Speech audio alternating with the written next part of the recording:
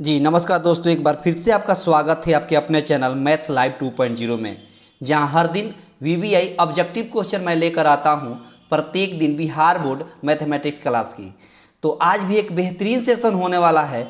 बस आपसे छोटी सी नम्र निवेदन है कि करना क्या है कि अगर चैनल पर पहली बार विजिट कर रहे हैं तो सब्सक्राइब करके रखेंगे, और पहले से अगर आप जुड़े हैं तो इसको लाइक कर दीजिएगा और शेयर भी कर दीजिएगा।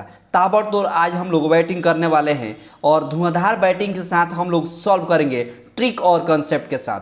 शानदार ट्रिक भी मिलेगा और शानदार कंसेप्ट भी मिलेगा, और यकीन मानिए ये वो उस तरह के क्वेश्चन है जो आपके एग्जाम में बार बार पूछता है, और इस तरह का क्वेश्चन आपके एग्जाम में बार बार पूछा है। आप देख भी सकते हैं, आपके पास अगर क्वेश्चन बैंक होगा तो आप मैच करिएगा इन सभी क्वेश्चन को। ये क्वेश्चन आपके एग्जाम में बार बार पूछा हुआ है, ठीक है। तो मैं ज़्यादातर वही क्वेश्चन लेकर आता हूँ जो आपके एग्जाम के पॉइंट ऑफ व्यू से बेहतर है, ठीक है। तो सीधे मैं शुरू करता हूँ क्वेश्चन से। बस करना क्या है कि इसको अगर पसंद आए तो लाइक कर दीजिएगा, ठीक है। तो शानदार सेशन होने वाला है, बस आप बने रहिए, है ना, बने रहिए बेहतर तरीके से और ताबड़तोड़ आप बैटिंग करते रहिए, ठीक है। तो देखिए, सबसे पहले आपका इस चैनल में स्वागत रहेगा, है ना। अगर चैनल पर पहली बार विजिट कर रहे हैं तो सब्सक्राइब करके रखेंगे, ताकि जब भी यहाँ से क्लास हो तो उसका नोटिफिकेशन आपको पहले मिल जाएगा, है ना। तो सीधे चलिए क्वेश्चन से। क्वेश्चन मैं आपके सामने ये रख रहा हूँ। देखिए, ये क्वेश्चन आपके एग्जाम में बार बार पूछा हुआ है, और इस क्वेश्चन को देखिए, बोला है ट्रिक और कंसेप्ट दोनों सीखेंगे, ठीक ना। सवाल में बोला है कि सबसे छोटी अभाज्य और सबसे छोटी भाज्य संख्या का गुणनफल बता देना है। एक बात बताइए, सबसे छोटी भाज्य संख्या जो होती है वो होती है सबसे छोटी अभाज्य संख्या 2 होती है।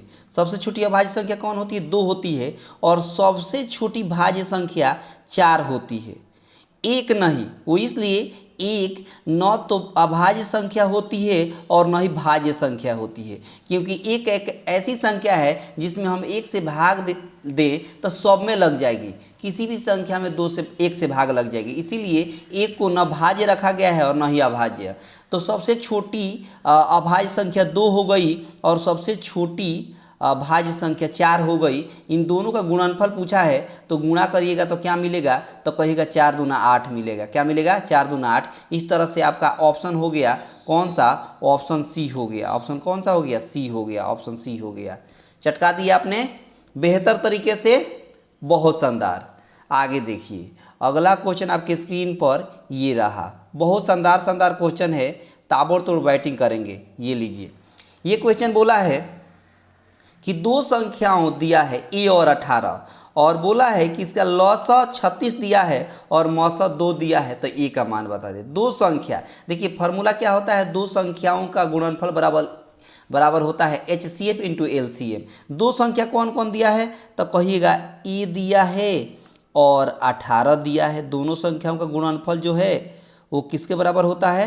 तो कहिएगा होता है HCF और LCM। तो HCF दिया है 2 और LCM दिया है आपका 36 दिया है।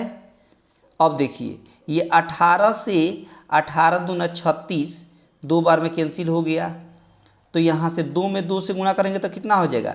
तो कहिएगा 4 हो जाएगा। और ये 4 किसका वैल्यू हुआ? तो कहिएगा इधर ए ही तो बचा है, यानी ए का मान कितना हो गया? 4 हो गया, जो एक झटके में अपना चटका दिया। एक झटके में चटका दिया ना, ए का मान कितना आ गया? 4 हो गया, यानी ऑप्शन आपका सी हो जाएगा। ऑप्शन कौन हो गया? सी हो गया, है ना। शानदार ट्रिक, बहुत ही शानदार ट्रिक है और शानदार कंसेप्ट है। देखिए अगला क्वेश्चन जो एक झटके में होने वाला है सभी क्वेश्चन। देखिए आगे बोला है, अगला क्वेश्चन बोला है कि √10 इंटू √15 बराबर है। देखिए रूट में दिया है 10, यहाँ पर रूट में दे दिया है 10 और दे दिया है रूट में 15। सीखते चलिएगा, आराम से सीखिएगा। और इस तरह का क्वेश्चन कई बार पूछा है आपके पेपर में, 10वीं क्लास की पेपर में कई बार पूछा हुआ है। देखो इस एक बात बताइए, इस 10 को हम इस तरह लिख सकते हैं क्या? कहिएगा 5 गुणे 5 इंटू 2, 5 इंटू 2 लिख सकते हैं।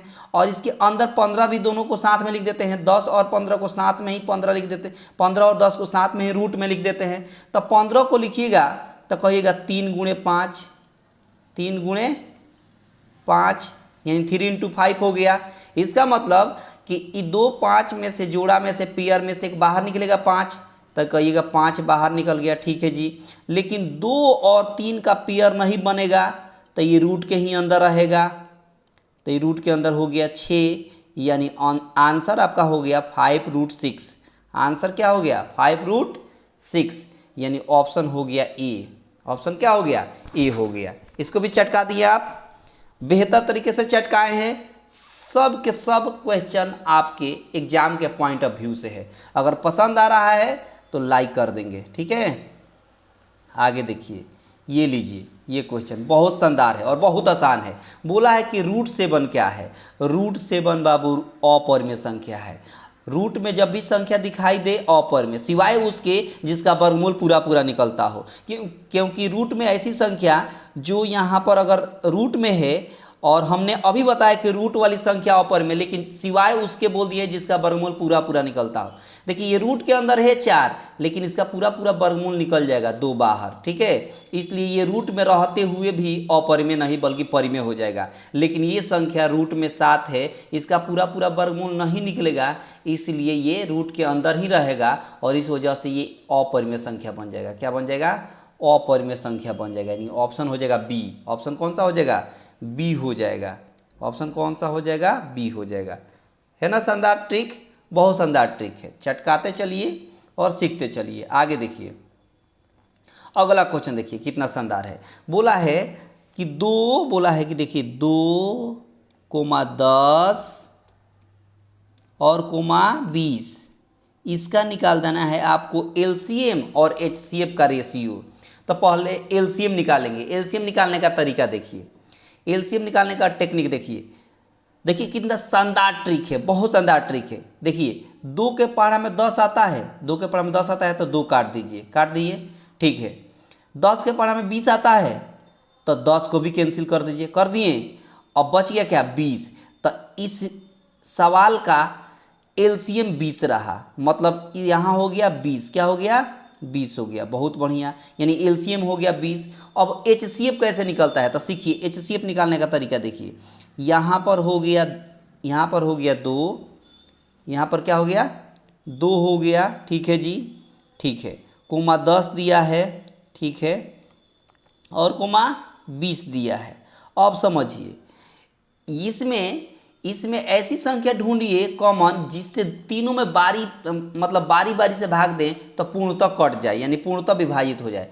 तो ये तीनों में 2 ही एक ऐसी संख्या है जो तीनों में बारी बारी से अगर भाग दे तो पूर्णतः भाग लग जाएगा। तो इसका एचसीएफ कितना हो गया तो कहिएगा 2 हो गया।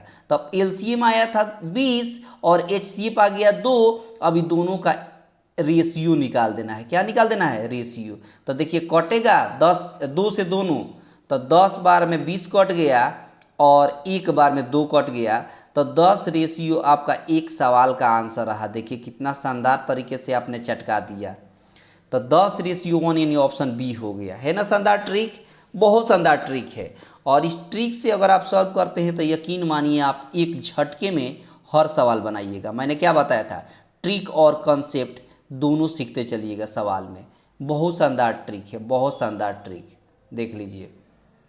आगे देखिए, अगर ट्रिक पसंद आ रहा है तो लाइक कर देंगे। देखिए अगला सवाल देखिए, ये सवाल देखिए एपी का आ गया। बोला कि 8,5,2 का 40वां पद निकालना है। 40वां पद। एक बात बताइए, ए बराबर क्या दिख रहा है तो कहिएगा ए बराबर दिख रहा है 8 दिख रहा है, ठीक है जी। अच्छा डी का मान निकालिएगा, डी का मान, तो डी का मान क्या हो जाएगा, डी का मान आप लिखिएगा तो डी का मान हो जाएगा, देखिए 5 में से 8 घटेगा ना, बिल्कुल घटेगा, तो -3 होगा, तो लिख देंगे यहाँ -3, ठीक है। अब निकालना है 40वां पद। 40वां पद का मतलब होता है T40। क्या होता है T40 या A40। 40वां पद को लिखने का फार्मूला कई बार हमने बताया है पिछले वीडियो में। इसको लिख सकते हैं A प्लस इस 40 में से घटा कर लिखेंगे डी के साथ, तो 40 में से घटाएंगे तो क्या होगा 39D हो जाएगा, ठीक है।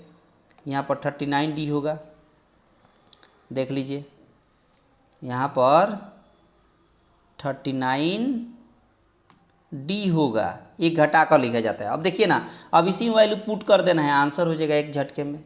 देखिए ए का मान 8 दिख रहा है तो 8 लिख देंगे, ठीक है जी, प्लस 39 है तो 39 लिख देंगे, और इंटू डी का मान दिया है -3, -3 हमने लिख दिया।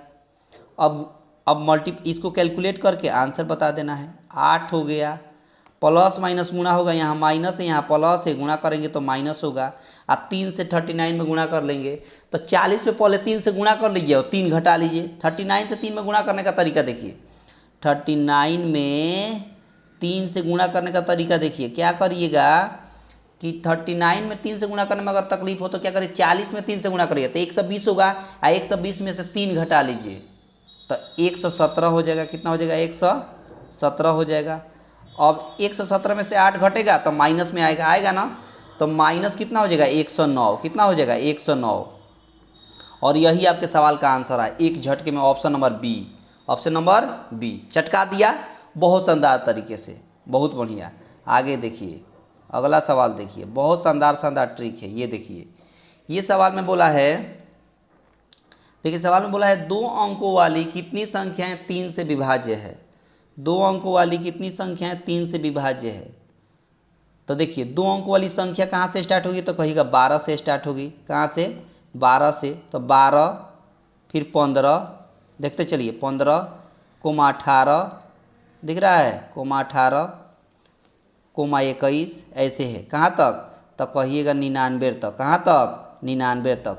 यही ना 2 अंक वाली संख्या है जहाँ तक भाग लग जाएगा 3 से पूरा पूरा।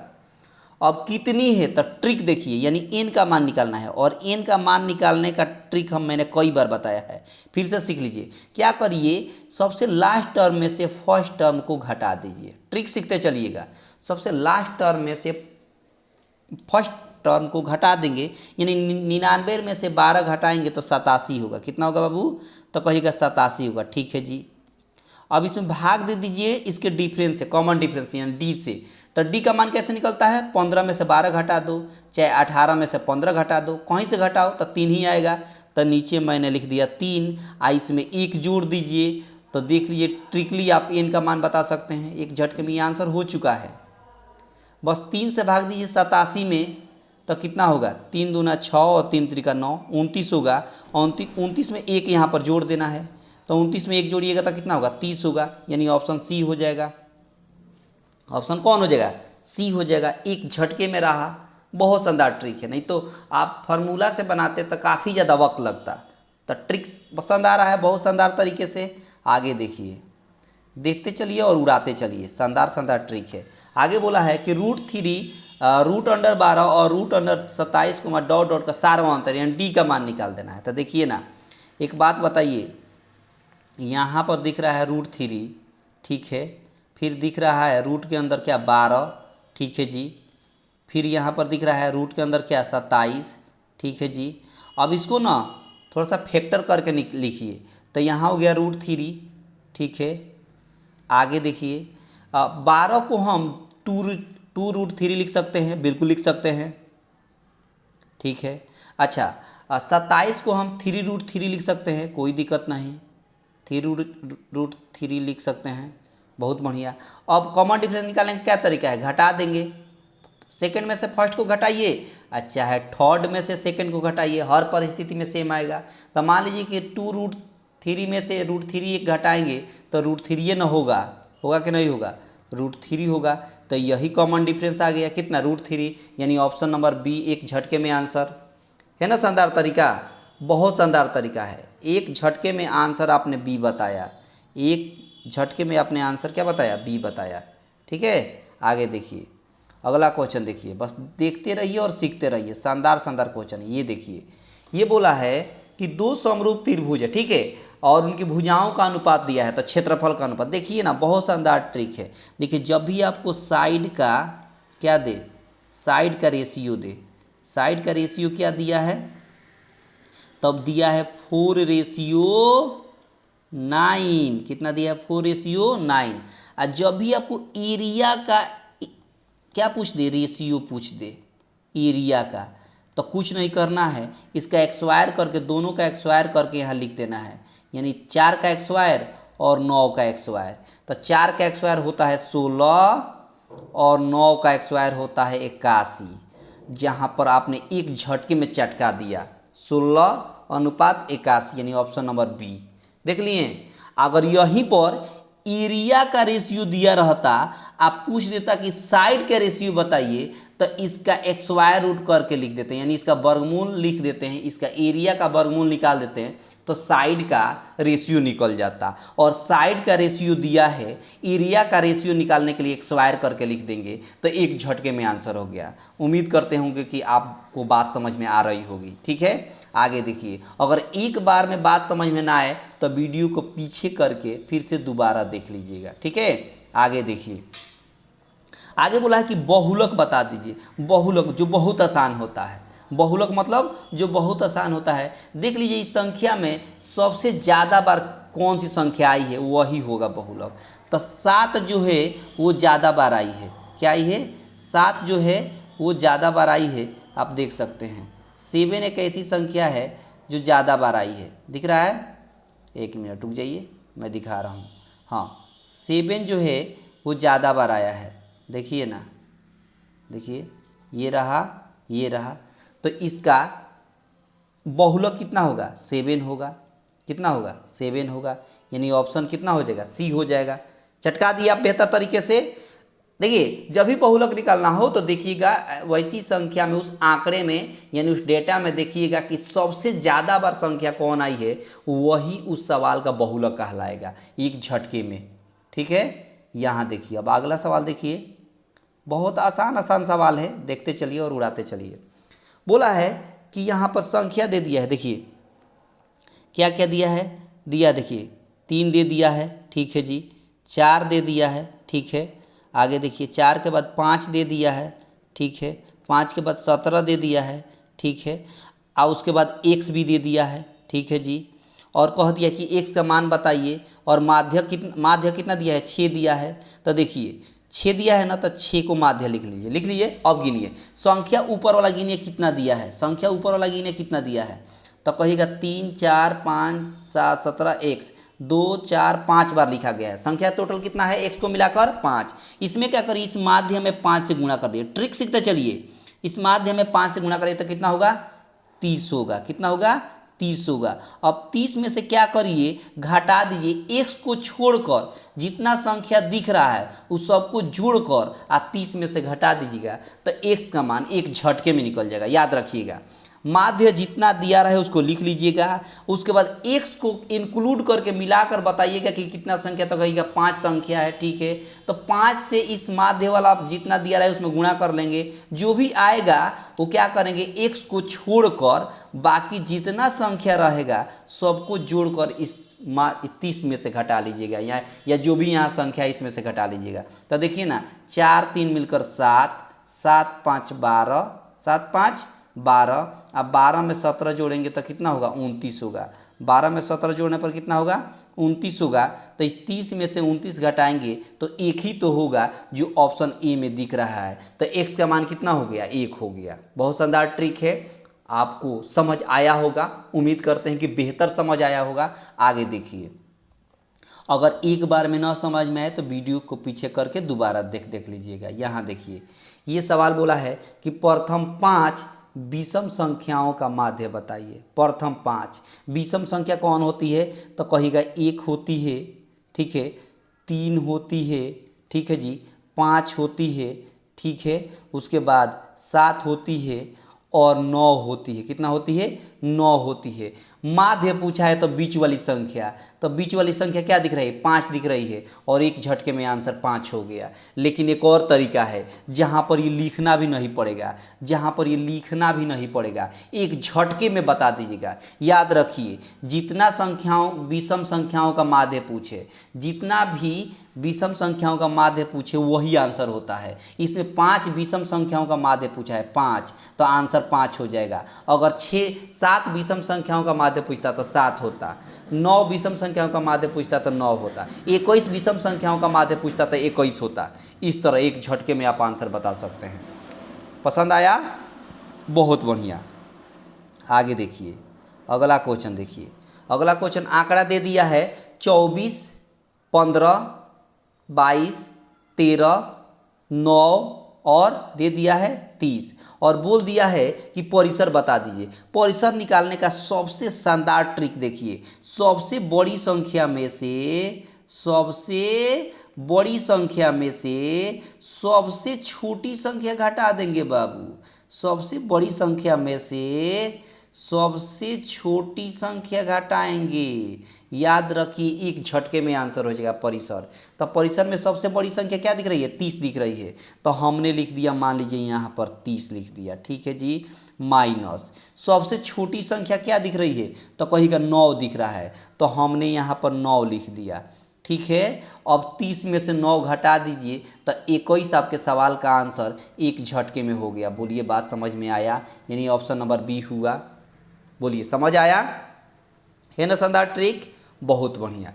आगे देखिए, अगला क्वेश्चन देखिए और उड़ाते चलिए। शानदार शानदार क्वेश्चन है और उड़ाते चलिए। देखिए अगला क्वेश्चन बोला है कि यदि 4 लगातार विषम संख्याओं का माध्य 6 है तो सबसे बड़ी संख्या। देखिए 4 लगातार विषम संख्याओं का माध्य कितना दिया है? 6 दिया है। समझिएगा बात, माध्य कितना दिया है? 6 दिया है। और आपको पहले से मालूम है कि किसी भी आंकड़ा का माध्य पूछे तो बीच वाली संख्या होती है। कौन होती है? बीच वाली संख्या। तो यहाँ भी 6 क्या है? बीच वाली संख्या है। और 4 पूछा है क्या? 4 क्या पूछा है? तो कहिएगा विषम संख्या। जाहिर सी बात है कि जब ये बीच में 6 है तो इसके पहले 2 विषम संख्या होगी और इसके बाद भी 2 विषम संख्या होगी। तो अब बताइए ना, 6 के पहले 2 लगातार विषम संख्या कौन होगी? तो कहिएगा 5 होगी और क्या होगी बाबू? 3 होगी ना बाबू? ठीक है। अच्छा, 5 के बाद विषम संख्या लगातार कौन होगी? तो कहिएगा 7 होगी और 9 होगी। तो बहुत बढ़िया, ठीक है। तो आपके सामने 4 विषम संख्या लगातार कौन मिल गई? तो 3, 5, 7, 9। 3, 5, 7, 9। अच्छा एक बात बताइए, सवाल में पूछा है सबसे बड़ी संख्या। क्या पूछ दिया है? सबसे बड़ी संख्या। तो 3, 5, 7 में सबसे बड़ी संख्या कौन है? तो कहिएगा 9 है। 9 है ना? तो 9 आपका आंसर है। एक झटके में आंसर बी हो गया। एक झटके में आंसर आपका बी रहा। 9 हुआ ना? अच्छा, इसी सवाल में पूछ देता कि सबसे छोटी संख्या, तो हम यहाँ आंसर 3 बताते। क्या बताते? यहाँ पर 3 बताते। है ना शानदार ट्रिक? बहुत शानदार ट्रिक है और बहुत शानदार कॉन्सेप्ट है। अगर पसंद आया होगा तो आप क्या करिए, बस छोटी सी आपसे नम्र निवेदन है कि इसको क्या कर दीजिएगा, मतलब लाइक कर दीजिएगा, शेयर कर दीजिएगा और सब्सक्राइब भी कर दीजिएगा। आपसे नम्र निवेदन है कि अगर ये सेशन पसंद आया, यहीं पर सेशन को समाप्त अब करते हैं। ये कुछ महत्वपूर्ण क्वेश्चन थे जो आपके एग्जाम के पॉइंट ऑफ व्यू से बहुत शानदार था और बेहतर लगा होगा। तो आपसे नम्र निवेदन है कि इसको क्या कर दीजिएगा, थोड़ा सा लाइक कर दीजिएगा। एक ही लाइक करिएगा, ज़्यादा नहीं, एक ही लाइक कर दीजिएगा, शेयर भी कर दीजिएगा और सब्सक्राइब भी कर दीजिएगा। सब्सक्राइब करने से फ़ायदा ये है कि जब भी मैं यहाँ से कोई क्लास दूँ या कोई भी नया अपडेट दूँ तो उसका नोटिफिकेशन आपको सबसे पहले मिल जाएगा। तो ये सेशन कैसा लगा आप कमेंट बॉक्स में बताइएगा। अगर रियल में बेहतर लगा होगा तो आपसे नम्र निवेदन है वही कि शेयर करके लाइक कर दीजिएगा, ठीक है। तो रहने देते हैं आज क्लास, ठीक है, रहने देते हैं। आप कैसे हैं? उम्मीद करते हैं कि बेहतर होंगे। मस्त रहिए और सुखी रहिए और पढ़ते रहिए, ठीक है।